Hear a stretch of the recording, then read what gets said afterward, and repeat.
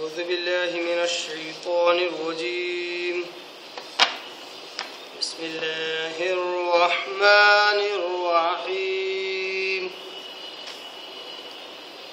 لقد سمع الله قول الذين قالوا إن الله فقير ونحن أغنياء سنكتب ما قالوا وقتلهم الأنبياء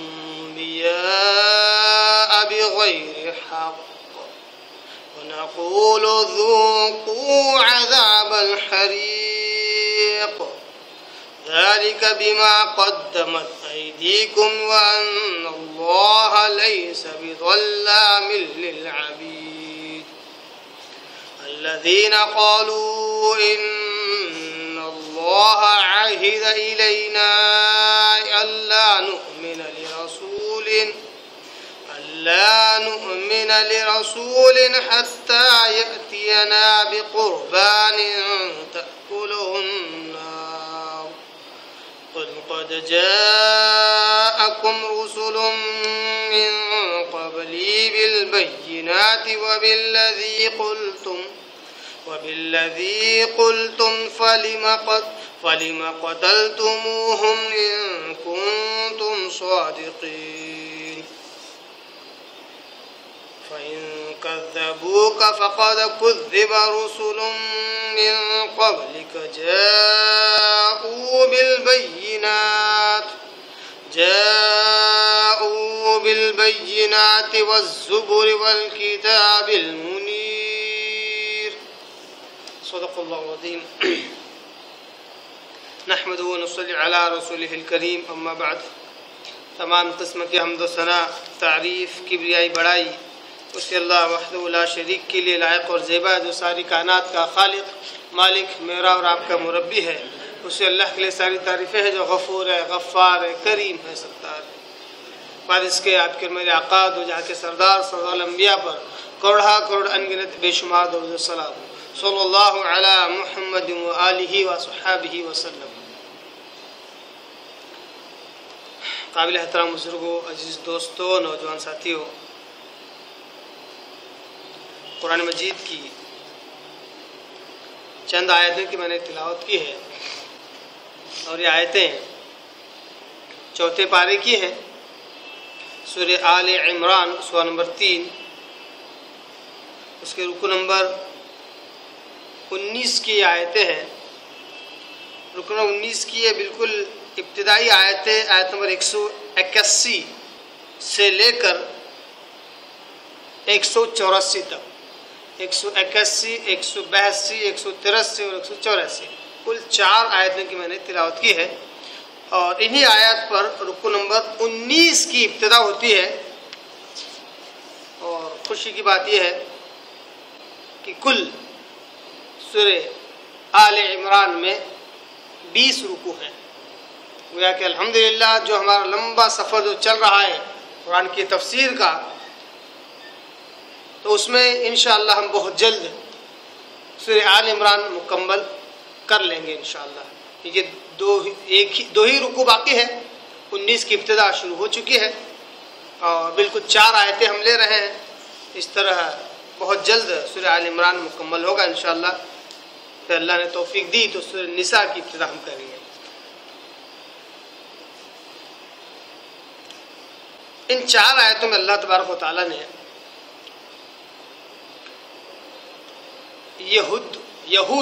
یہودیوں کا تذکرہ کیا ہے. ان یہودیوں کا جو مدینہ میں اور مدینہ کے اطراف رہا کرتے تھے. بالخصوص ان یہود کا تذکرہ اللہ تبارک تعالیٰ نے کیا جو نبی کریم صلی اللہ علیہ وسلم کو پرسنلی جانتے تھے. نبی صلی اللہ علیہ وسلم کے تعلق سے انہیں یہ پتا تھا کہ یہ نبوت کے دعوے دار ہیں، یہ اپنے آپ کو نبی ہونے کا دعویٰ کرتے ہیں. یہاں تک کہ اتنا ہی نہیں، کئیوں مرتبہ اس نبی امی کو آزما بھی چکے ہیں کہ نبی ہے یا نہیں ہے. ایسے یہودیوں کے سامنے یہ آیت نازل ہو رہی ہے آپ کو اچھی طرح یاد ہوگا جب سورہ بقرہ کی تفسیر چل رہی تھی تو کافی حد تک اس میں تذکرہ یہودیوں کا ہوا، ان کی بری خصلتوں کا، ان کی بری عادتوں کا، ان کا دین کے ساتھ مذاق اڑانا، ان کا اللہ اور اس کے انبیاء کے ساتھ مذاق اڑانا، یہاں تک کہ کھلی سرکشی اور نافرمانی کرنا، یہ ساری چیزیں ہم سورہ بقرہ میں سن چکے ہیں۔ مگر آج کی جو آیت ہے وہ بڑی ہی ہلا دینے والی آیت ہے، جھنجھوڑنے والی آیت ہے کہ آخر یہودی کیا چیز ہے، آخر یہ کیسے عجیب مخلوق ہے یہ، حالانکہ ہے تو انسانوں میں سے، لیکن ان میں انسانوں جیسے صفات کیوں نہیں نظر آتے؟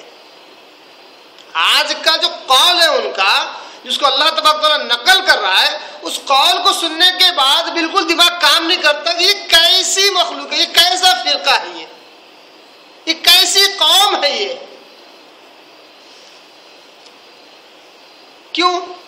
کیونکہ جب سے دنیا بنی ہے اس وقت سے لے کر آج تک اور انشاءاللہ قیامت تک، اللہ تبارک و تعالیٰ نے جب کائنات بنائی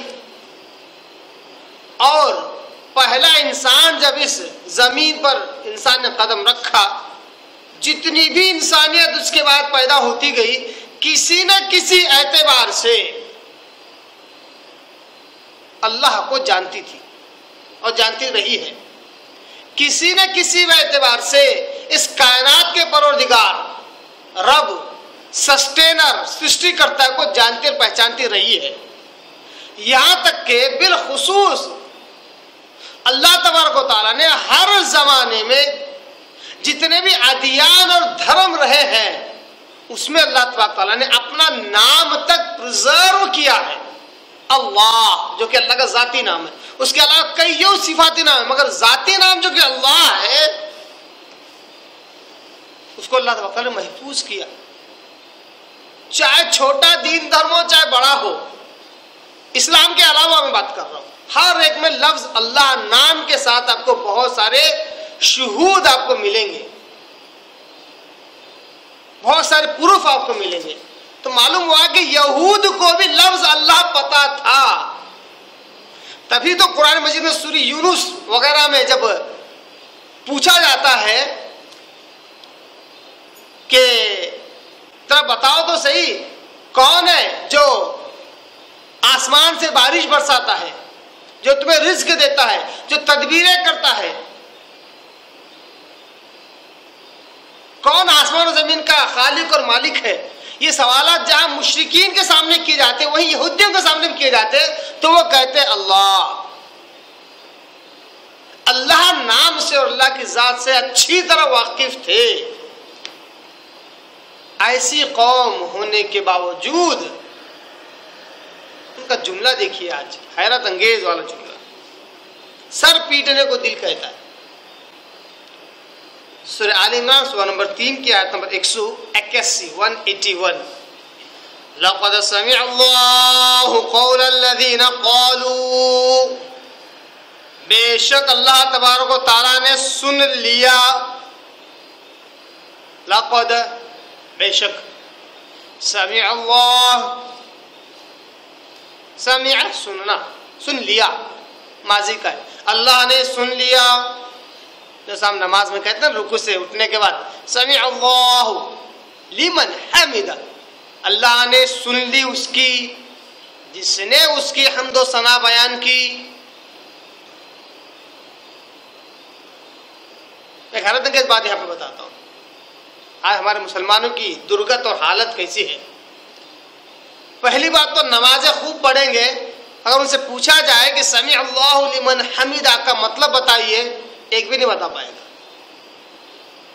دوسرا، اگر ان سے کہا جائے کہ یہ جو ہے الفاظ سمع اللہ لمن حمدہ، اللہ اکبر کہنا، اتحیات پڑھنا، یہ سب حدیث میں، تو حیرت کر، حدیث میں ہم تو سمجھ رہے تھے کہ بزرگوں نے سکھائے اور ہم اس لیے کر رہے ہیں، بزرگوں نے سکھائے اس لیے ہم پڑھتے آ رہے ہیں، حدیث میں ہے سمع اللہ لمن حمیدہ کہنا رکوع کے بعد اٹھنے سے، یہ بخاری کی حدیث، مسلم کی حدیث، ابن ماجہ کی حدیث، سنن ترمذی کی حدیث، حیرت کرتے.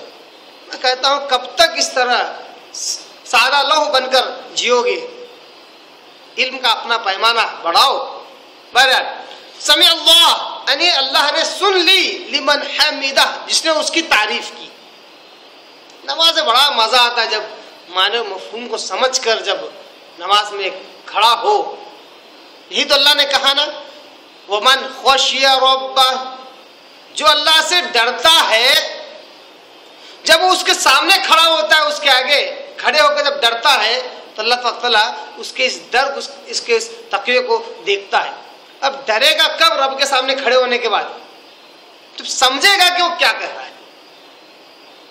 یہاں پر بھی اللہ نے وہی لفظ استعمال کیا، لقد سمع اللہ، بے شک اللہ تبارک نے سن لیا، قول، اس جملے کو، اس بات کو سن لیا، الذین قالوا، جس کو کہا ان لوگوں نے جنہوں نے یہ کہا، قالوا، انہوں نے کہا، کیا کہا؟ ان اللہ فقیر. تین ہی الفاظ ہیں چھوٹے چھوٹے، اردو کے ہیں پورے.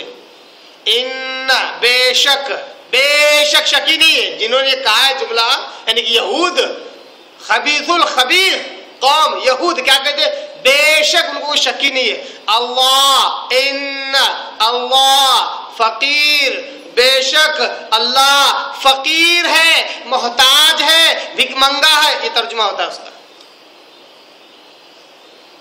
ایسی قوم ہے یہ، اور وہ بھی نبی محترم صلی اللہ علیہ وسلم کے زمانے مبارک میں یہ الفاظ ادا کر رہے ہیں. وہ ان کے زمانے کے یہودی کیا کہتے ہیں کہ بے شک اللہ فقیر ہے، محتاج ہے، تنگ دست ہے، مانگنے والا ہے.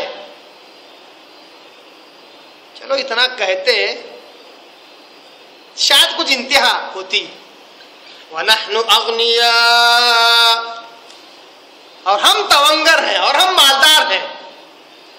اللہ تو فقیر ہے ہی، اس کے مقابلے میں دیکھیے مقابلہ کس سے کر رہے ہیں؟ پورے کائنات کے رب سے. اس کے مقابلے ہم اغنیا، غنی ہیں، ہم مالدار ہیں. غنی کی جمع اغنیا، ہم مالدار ہیں، ہم تونگر ہیں، ہمارے پاس خوب پیسہ، ہم دے سکتے ہیں، ہم دینے والے ہیں، اور اللہ مانگنے والا ہے. استغفر اللہ، اعاذنا اللہ من. اللہ ہم سب کو ایسے کفریہ جملوں سے اللہ ہماری پناہ لے، اللہ ہمیں اپنی پناہ میں لے، اللہ ہمیں بچائے ایسی باتوں سے. یہ ایسی قوم جس نے اللہ پر اعتراض کیا کہ اللہ تبارک و تعالیٰ فقیر ہے، محتاج ہے، مانگنے والا ہے، اور ہم غنی ہیں، بے نیاز ہیں، ہم تونگر ہیں، ہم مالدار ہیں، ہم دینے والے ہیں.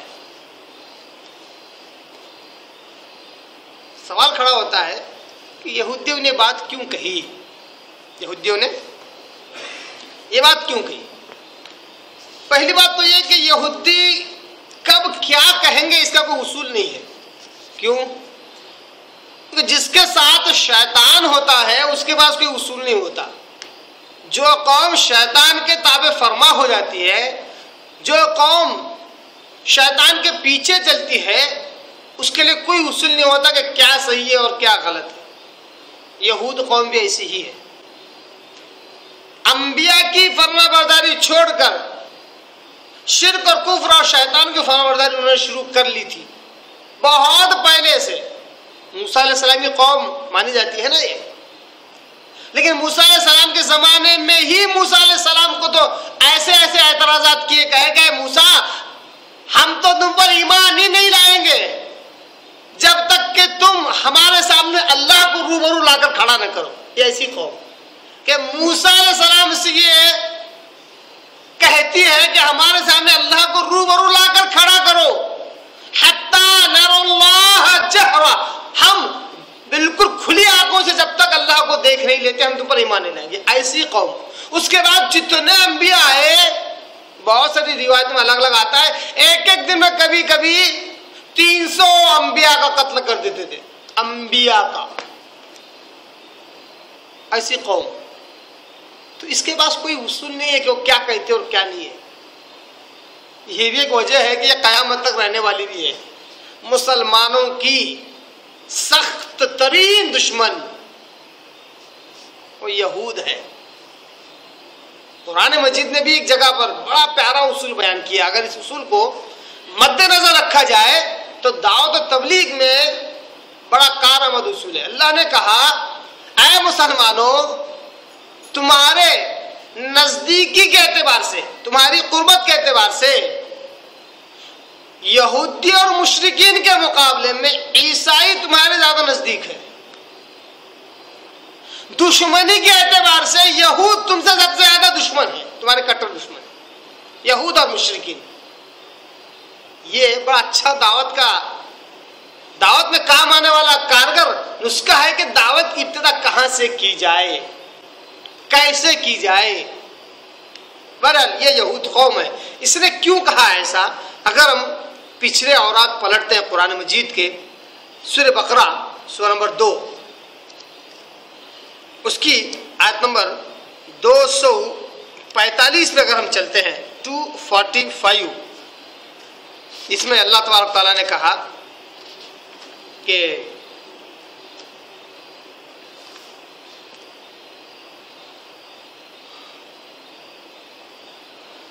سورہ بقرہ سورہ نمبر 2 جو کہ پارہ نمبر 2 میں ہے, اس کے رکن نمبر 32 کی آیت, من ذا الذی یقرض اللہ قرضا حسنا ویضاعفہ لہ اضعافا کثیرا واللہ یقبض ویبسط وإلیہ ترجعون.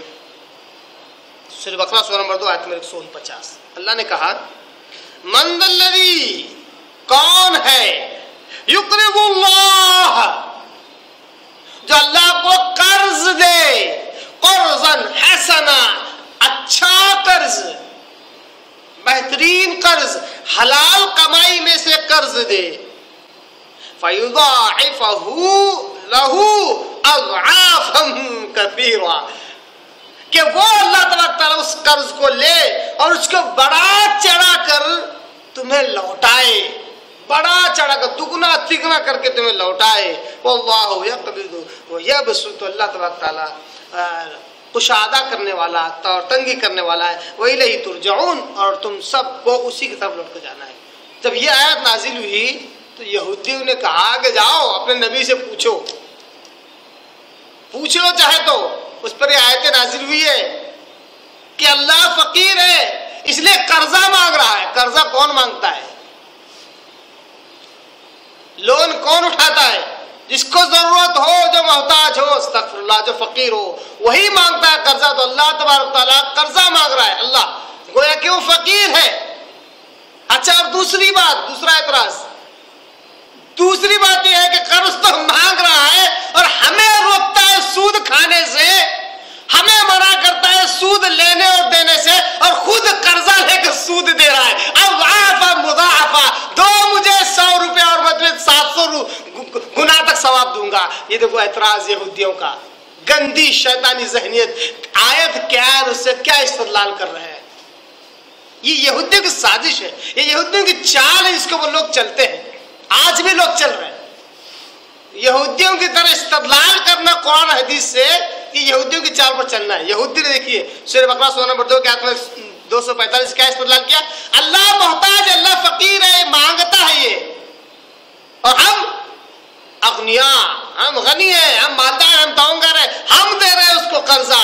اتنا ہی نہیں, ہمیں تو روکتا ہے سود لینے اور دینے سے, اور خود سود دے رہا ہے. کہتا ہے فیضاعفہ, وہ تمہیں بڑا چڑھا کر دے گا. کیا دے گا؟ 100 کے بدلے 100 دیا جائے تو جائز ہے, 100 کے بدلے 110 دیا جائے تو سود ہے. تو خود تو سود دیتا ہے. یہ اعتراض تھا ان کا. جب یہ اس قسم کی آیتیں نازل ہوئی تو انہوں نے کہا کہ اللہ غریب ہے, اللہ فقیر ہے, اللہ محتاج ہے, ہم غنی ہیں. اللہ تعالیٰ نے اس قول کو سنا. حالانکہ ہو سکتا ہے صرف 4 لوگوں کے درمیان انہوں نے کہا ہو یا کسی بند کمرے میں کہا ہو.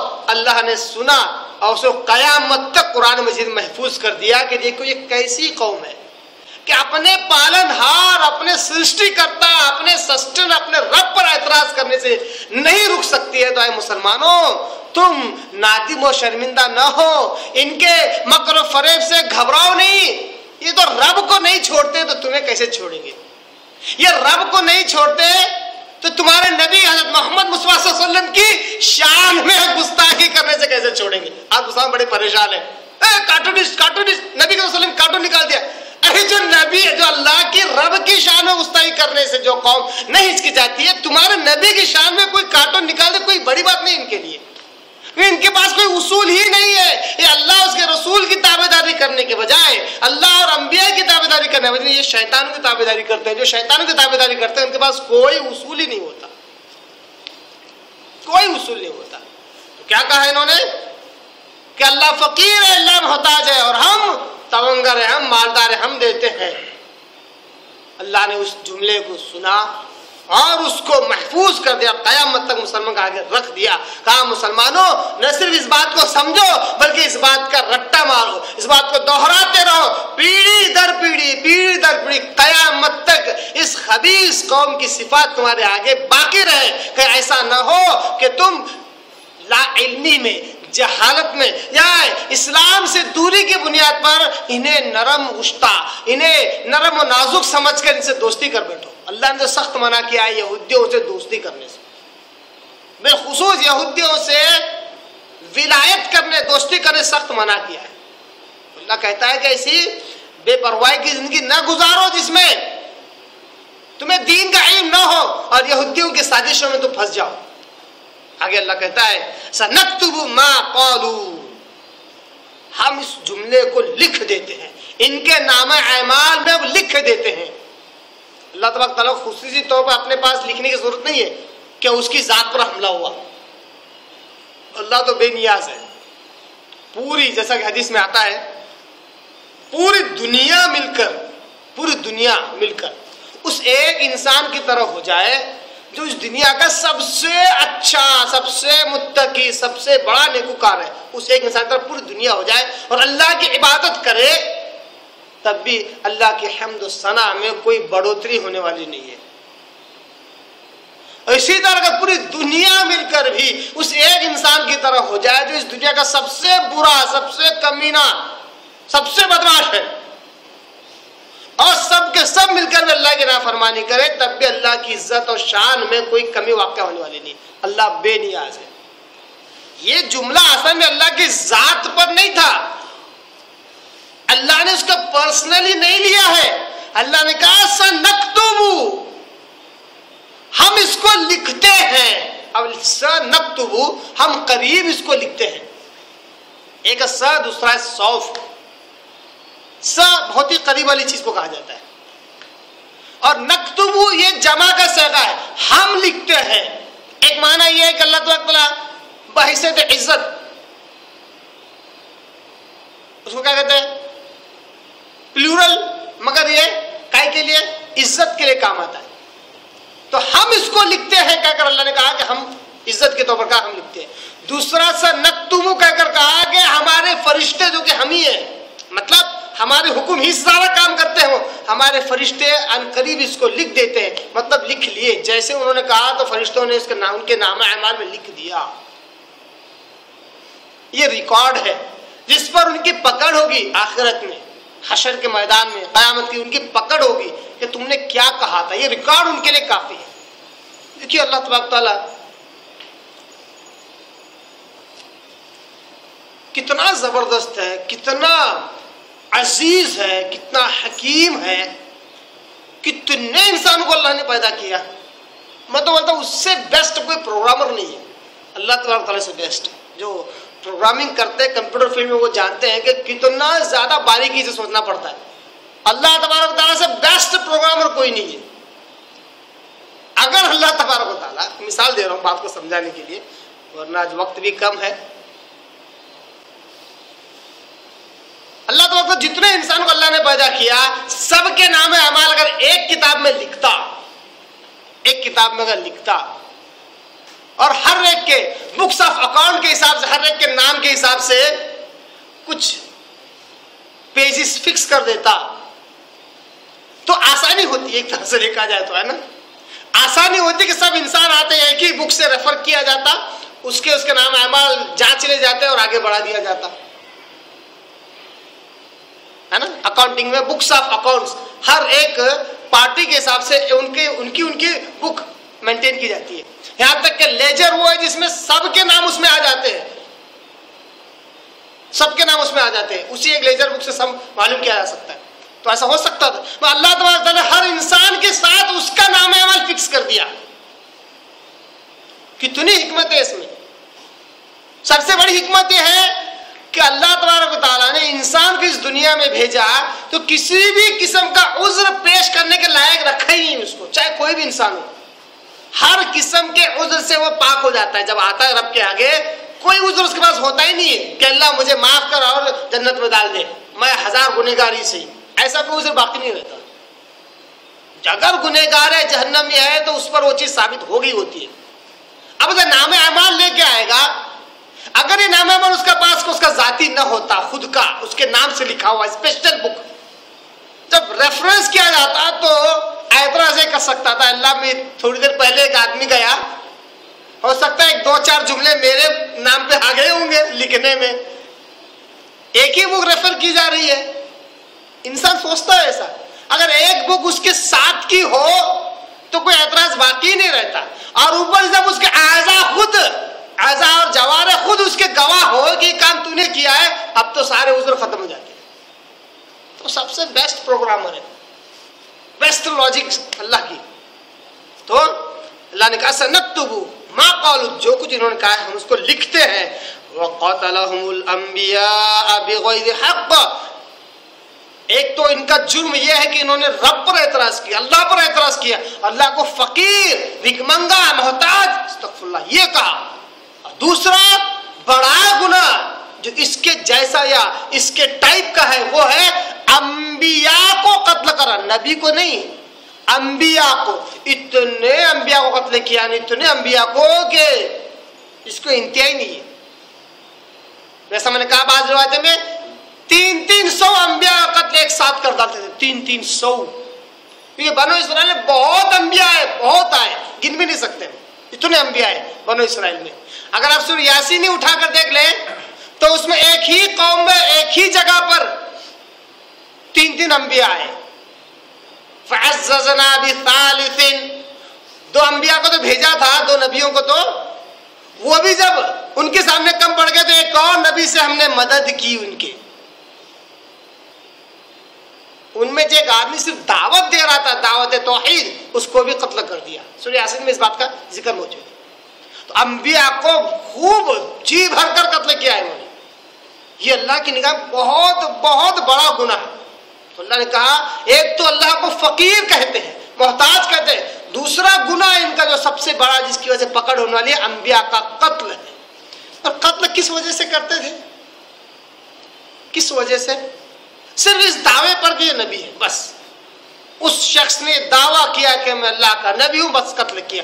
کوئی دوسری وجہ نہیں ہے، نہ دوسری کوئی پرسنل ذاتی دشمنی ہے ان سے، نہ کوئی گھریلو معاملہ ہے ان کا، ان کے ساتھ کوئی رشتہ داری ہے، کچھ نہیں. صرف نبوت کا دعویٰ کیا، قتل کیا.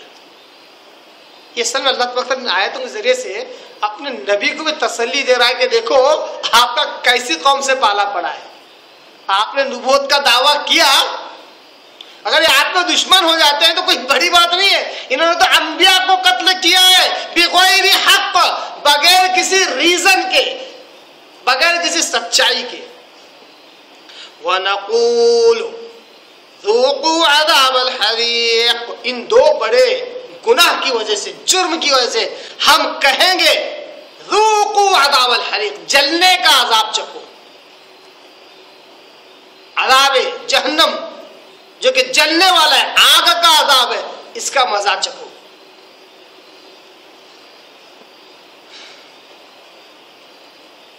حیرت انگیز بات ہے قرآن نے کئی جگہ جب عذاب کی بات آئی تو ذوقوا کہا، چکھو، ذائقہ لینا کہتے ہیں نا، ٹیسٹ. اب جہنم کا ذائقہ اگر ایسا ہے کہ ابدل آباد زندگی ہے تو اس کا کھانا کیسا ہوگا؟ آگ کا چکھنا ایسا ہے پچھتائے گا کہ یہاں آیا کیوں. نہ مرنا چاہتا تو نہ مرے گا, نہ جینا چاہتا تو نہ جیے گا. ابدل آباد زندگی کیسی ہوگی واقعی جہنم کی. آیت نمبر 181 180 اور یہاں مکمل ہوتی ہے. آیت نمبر 182 ذالک بما قدمت ایدیکم, یہ ہے وہ چیز, جہنم کو عذاب جو تمہیں دیا جا رہا ہے یہ وہ چیز ہے جو کچھ تمہارے ہاتھوں نے کر کے بھیجا. تمہارے اعمال جو ہے نا یہ اسی کا نتیجہ ہے. ایک اور قابل غور نقطہ اس میں دیکھیے, استدلال اس کو کہتے ہیں. قرآن مجید کی آیتوں سے احادیث سے وہ بات نکلنی چاہیے جو اس میں موجود ہے. اللہ تبارک و تعالیٰ نے یہودیوں کو جہنم کا عذاب چکھنے کے لیے کہا اور کہا یہ وہ نتیجہ ہے جو کچھ تمہارے ہاتھوں نے کیا ہے. یہ لفظ اللہ تعالیٰ نے استعمال کیا کہ تمہارے ہاتھوں کے کرتوت ہے جس کی وجہ سے تمہیں جہنم میں ڈالا جا رہا ہے. تو پیچھے اللہ نے کیا ان کے ہاتھوں کے کیے ہوئے کرتوت کا تذکرہ کیا ہے؟ بالکل کیا ہے. دو کرتوتوں کا تذکرہ کیا. ایک اللہ کو فقیر محتاج کہنا, دوسرا انبیاء کو قتل کرنا. یہ دو کرتوت ہے, یہ دو اعمال ہے جس کی وجہ سے اللہ نے کہا کہ یہ تمہارے اعمال ہے, تمہارے ہاتھوں کے کیے ہوئے کرتوت ہے جس کی وجہ سے جہنم کا عذاب چکیں گے. اس سے جو بات معلوم ہو رہی ہے, جو استدلال نکلتا وہ یہ ہے, عمل باقاعدہ نمازیں پڑھنا, روزے رکھنا, حج کرنا, زکوٰۃ دینا وغیرہ وغیرہ نیکیاں, یا برائی سے بچتے رہنا, ان سے بڑا امپورٹنٹ والا رول جو پلے کرتا ہے وہ ہے عقیدہ, کہ تم کیا سمجھتے ہو اور کیسا بیہیو کرتے ہو, کیسا ویوہار کرتے ہو, کیسا سلوک کرتے ہو. اللہ کے تعلق سے عقیدہ رکھا کہ اللہ محتاج ہے, اللہ کو یہ بات برداشت نہیں ہوگی, عقیدے میں بگاڑ. انبیاء کے تعلق سے یہ سلوک, یہ کہہ کر کے نبی ہے نہیں, یہ عقیدے کا بگاڑ ہے. جب نبی نہیں سمجھا تبھی جا کے قتل کیا, تو پہلا جو جرم ہوا وہ نبی کی نبوت کا انکار ہے, یہ عقیدے کا بگاڑ ہے. اس کے بعد قتل کیا, تو یہ عقیدے کا بگاڑ, یہ اصل ہے جہنم کا مزہ چکھنے کے لیے. اعمال بعد میں ہے, اعمال ثانی حیثیت رکھتے ہیں. وَأَنَّ اللَّهَ لَيْسَ بِظَلَّامٍ لِّلْعَبِيدِ, اور بے شک اللہ تبارک و تعالیٰ اپنے بندوں پر ظلم کرنے والا نہیں ہے. لوگوں کو لگا کیا ہے, دو باتیں تو ہے معمولی, بول دیے ہوں گے غلطی سے اللہ کو فقیر, ایک دو چار انبیاء قتل کر دیے ہوں گے, چھوٹی بات نہیں ہے, بہت بڑی بات ہے. اور جہنم میں اگر اللہ تعالیٰ سخت عذاب دے رہا ہے اگر انہیں جلنے کا, تو یہ ان کے اعمال کا وہی ایکویولنٹ سزا ہے, ایکویولنٹ, کیونکہ اللہ ظلم کرتا ہی نہیں ہے. آیت نمبر 182 مکمل ہوئی. آیت نمبر 183 میں اللہ کہتا ہے الذين قالوا ان الله عهد الينا الا نؤمن لرسول. دیکھو یہود قوم, اب ایک اور سرکشی, ایک اور ان کا انوکھا پن دیکھو کیسا ہے. کیا کہتے ہیں الذين قالوا, اور وہ لوگ جنہوں نے یہ کہا انہیں بھی جہنم کا عذاب ملنے والا ہے, انہیں بھی اللہ سخت سزا دینے والا ہے. کیا ہے ان کا دوسرا قول, دوسری بات انہوں نے کیا کہی ہے, ان اللہ عہد الینا, کہ بے شک اللہ نے ہم سے عہد لیا ہے. کس کا نام لے رہے ہیں, لفظ اللہ استعمال کر رہے ہیں نا, اللہ نے ہم سے عہد لیا ہے, اللہ نؤمن لرسول, کہ ہم کسی رسول پر ایمان نہ لائیں. اے محمد صلی اللہ علیہ وسلم, ہم تم پر ایمان جو نہیں لا رہے, کیوں نہیں لا رہے؟ It is because of Allah. Reference کس کا دے رہے ہیں, اللہ کا. یہ اللہ نے ہمارے سے عہد لیا, عہد وعدہ لیا کہ کسی بھی نبی پر ایمان نہیں لانا, اس لیے ہم تم پر ایمان. دیکھو تھوڑی دیر پہلے اس کو فقیر بول رہے تھے, اب اس کا ریفرنس کتنا ویٹیج والا ہوگا, کتنا ویلیو والا ہوگا. جس کو فقیر کہا, اب اس کا ریفرنس دے کر کے رہے رہے, اس کی بات ہے صاحب, اس نے منع کیا اس لیے ہم آپ پر ایمان نہیں لا رہے. یہ ایسی گھناؤنی اور گندی خبیث قوم کہتے ہیں کہ اللہ نے ہم سے عہد لیا ہے, وعدہ لیا ہے کہ ہم کسی بھی رسول پر ایمان نہ لائے حتی یأتینا بقربان تأکلہ النار, یہاں تک کہ وہ نبی ایسا کچھ مال لے آئے ایمان والوں کا کہ وہ کسی میدان میں رکھ دے تو آسمان سے آگ آئے اور اس کو جلا دے. یہ دلیل ہوتی تھی کہ وہ نبی سچا ہے. پہلے ایسا ہوا ہے, یہودی اپنے کتابوں پڑھتے تھے, وہ نبی آتا نبوت کا دعویٰ کرتا تو لوگ کہتے کہ تو نبی ہے, کیا گارنٹی ہے, تو نبی کہتا جو ایمان والے سچے اور جو برائے نام ایمان کا دعویٰ کرے سب اپنا اپنا اپنا اپنا مال جمع کرو. جمع کرتے ایک میدان میں رکھتے, آگ آسمان سے آگ آتی, صرف ایمان والوں کا مال کھاتی, باقی والوں کا مال بالکل انٹچڈ بغیر چھوا رہ جاتا. مطلب وہ غیر ایمان والے, ایمان والوں کا مال کھا جاتی. آسمان سے آگ آتی, اسپیشل آگ. اس سے ایک تو یہ ظاہر ہوتا ہے کہ کون سا مال قبول ہوا, کون سا صدقہ قبول ہوا, اور دوسرا نبی کی کا یہ جو دعویٰ یہ بھی سچا ثابت ہوتا. تو کہا کہ ہم نے تو ایسا پڑھا ہے, تم نے تو ایسا کوئی کام کیا ہی نہیں ہے, ایسا کام کیا ہی نہیں ہے. تو ایسا جب تک کوئی معجزہ نہیں دکھاتے ہم تو پر ایمان نہیں لاتے, اللہ نے ہم سے عہد لیا ہے. اچھا آگے اللہ کہتا ہے قل اے وسلم آپ کہیے قد جاءکم رسل من قبلی, اے وسلم آپ کہیے کہ بے شک مجھ سے پہلے بہت رسول آ گئے, آ کر گزر گئے. رسول رسول کی جمع, بہت سے رسول آ کر گزر گئے. من قبلی میرے سے پہلے, بالبینات اس سے بھی بڑے بڑے معجزے لے کر آئے, وبالذی قلتم اور وہ معجزہ بھی لائے تھے جو تم نے مانگا, جو تم نے کہا. آسمان سے آگ آتی تو کھا کر چلی جاتی. فلما قتلتموہم پھر بھی ایسے لوگوں کو تم نے قتل کیا. کیوں قتل کیا؟ فلما قتلتموہم پھر بھی ان کو کیوں قتل, کیا وجہ تھی تمہارے پاس؟ صرف یہ کہ تم نے دعویٰ کیا اور ہم کو ماننا نہیں ہے. یہ ہٹ درمی, یہ جہالت, یہ نفرت, یہ بغض اور یہ عناد کس بات پر؟ صرف دعویٰ کرنے پر. اے نبی صلی اللہ علیہ وسلم آپ کہیے ان سے کہ ان کو کیوں قتل کیا. اگر آج تم مجھے نہیں مانتے ہو, مجھ پر ایمان نہیں لاتے, تمہارے پاس کوئی وجہ نہیں ہے سوائے اس کے کہ میں نے دعویٰ کیا اور تم نے, سوائے اس کے کہ تم نے, میں نے دعویٰ کیا تم نے مجھے قتل کیا یا قتل کرنے کا ارادہ رکھتے ہو. اس سے پہلے بھی تو انبیاء یہ سارے علامتیں ساری معجزات لے کر آئے, پھر بھی تم نے قتل کیا.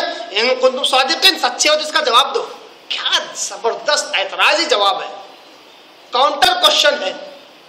اگر تم سچے ہو تو اس کا جواب دے کر بتاؤ. آیت نمبر 183 مکمل ہوئی.